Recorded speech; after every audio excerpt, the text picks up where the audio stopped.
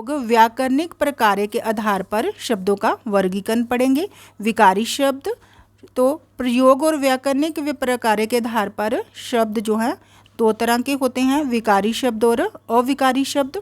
तो विकारी शब्द किसे कहते हैं? जो शब्द लिंग, वचन, पुरुष, कारक के अनुसार बदल जाते हैं उन्हें विकारी शब्द कहते हैं। जैसे लड़का पढ़ रहा है तो हम लिंग परिवर्तन करते हैं तो क्या आएगा? लड़की पढ़ रही है, स्त्रीलिंग।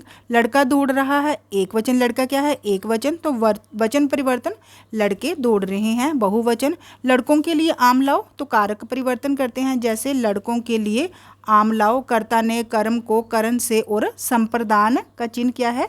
के लिए आम लाओ। तो इनमें परिवर्तन लिंग, वचन, पुरुष और कारक के अनुसार परिवर्तन हो रहा है, इसलिए ये विकारी शब्द हैं। अविकारी शब्द, जिन शब्दों का प्रयोग मूल रूप में होता है और लिंग, वचन व कारक के आधार पर उनमें कोई परिवर्तन नहीं होता है, अर्थात जो शब्द हमेशा एक से रहते हैं वे क्या कहलाते हैं?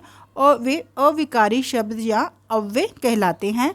तो प्रयोग के आधार पर शब्दों के भेद करते हैं। जैसे विकारी शब्द, तो विकारी शब्द कितनी तरह के होते हैं? 4 तरह के होते हैं, संज्ञा, सर्वनाम, विशेषण और क्रिया। तो संज्ञा, मोहन और सीता क्या है? संज्ञा है। नाम वाले शब्दों को संज्ञा कहते हैं। सर्वनाम वह, मैं, तुम और मुझे आएगा। विशेषण जैसे अच्छा, बुरा, नया और सुंदर क्या है? विशेषण है। क्रिया जैसे खेलना, कूदना, लिखना, ये क्या है? क्रिया है। इसी तरह हम अविकारी शब्द लेते हैं तो विकारी शब्द कितने प्रकार के होते हैं? जैसे क्रिया विशेषण, और इसकी पहचान क्या है? जैसे थोड़ा, बहुत, धीरे धीरे। संबंध बोधक से पहचान से, पर, के नीचे, के समीप। समुच्चय बोधक किसे कहते हैं? जैसे समुच्चय बोधक की पहचान क्या लगता है? तथा, परंतु, और इसलिए।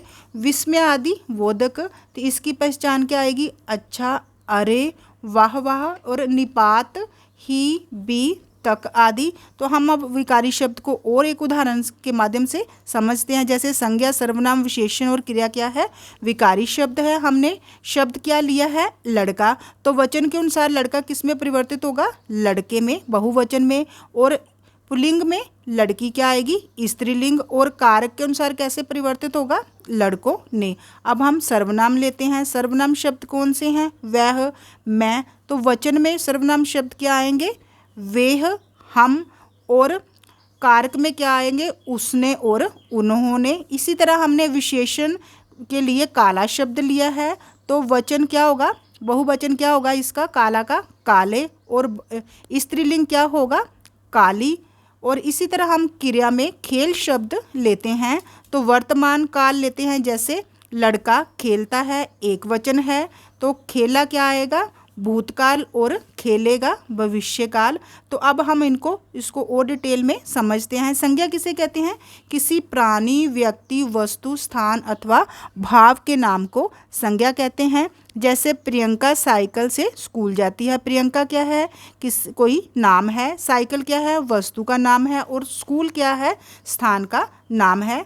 तो अब हम संज्ञा कितनी प्रकार की होती है? 3 प्रकार की, व्यक्तिवाचक संज्ञा, जातिवाचक संज्ञा और भाववाचक संज्ञा। तो अब हम विकारी शब्द का दूसरा जैसे सर्वनाम पढ़ते हैं। संज्ञा के स्थान पर प्रयोग किए जाने वाले शब्दों को सर्वनाम कहते हैं। तो इसकी उदाहरण हम लेते हैं। अमन अच्छे चित्र बनाता है। तो अमन क्या है? संज्ञा है। अमन अच्छे चित्र बनाता है। अमन चित्रों में रंग भरता है। तो यहाँ पे अमन बार बार आ रहा है तो कुछ अटपटा सा लग रहा है, इसलिए हमने अमन की यहाँ किसका प्रयोग किया? वह एक चित्रकार है।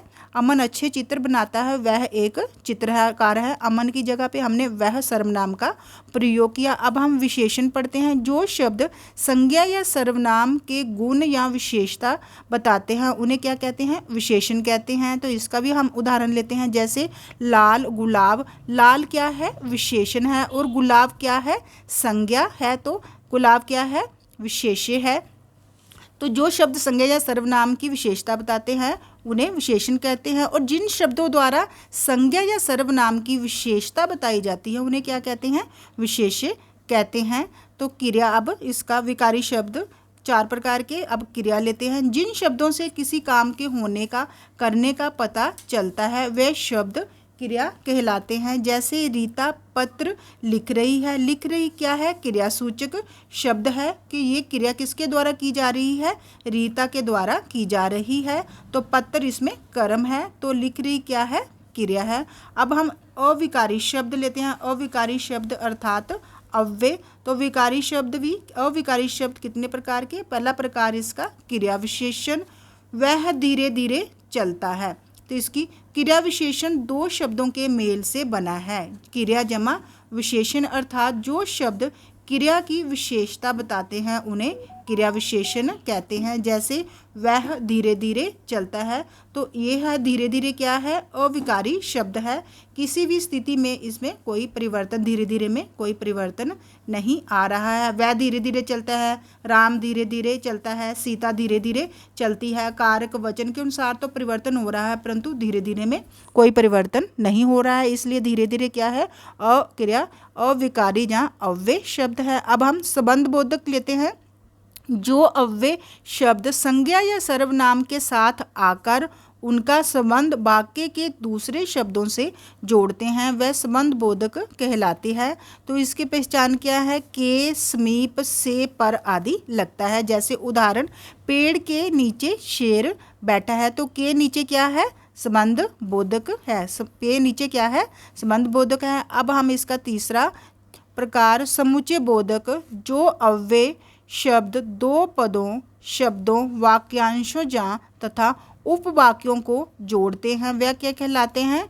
समुच्चय बोधक कहलाते हैं। तो इसकी पहचान क्या है? तथा, परंतु, और, इसलिए। जैसे आज दीपावली है इसलिए मैंने पटाखे चलाए, तो इसलिए क्या है? समुच्चय बोधक शब्द है। अब चौथा विस्मय आदि बोधक, जो शब्द आश्चर्य, विस्मय, शोक, घृणा, प्रशंसा, हर्ष, वे आदि भावों का बोध कराते हैं उन्हें विस्मय आदि बोधक अव्यय कहते हैं। जैसे इसकी पहचान अच्छा, अरे, शाबाश, आगे भी प्रथम आना, तो ये क्या है? इसका उदाहरण है, आगे भी प्रथम आना। अब हम शाबाश, अब हम निपात लेते हैं। वे अव्यय जो किसी शब्द या पद के बाद लाकर उसके अर्थ में विशेष प्रकार का बल या भाव पैदा करने में सहायता करते हैं उसे क्या कहते हैं? निपात कहते हैं।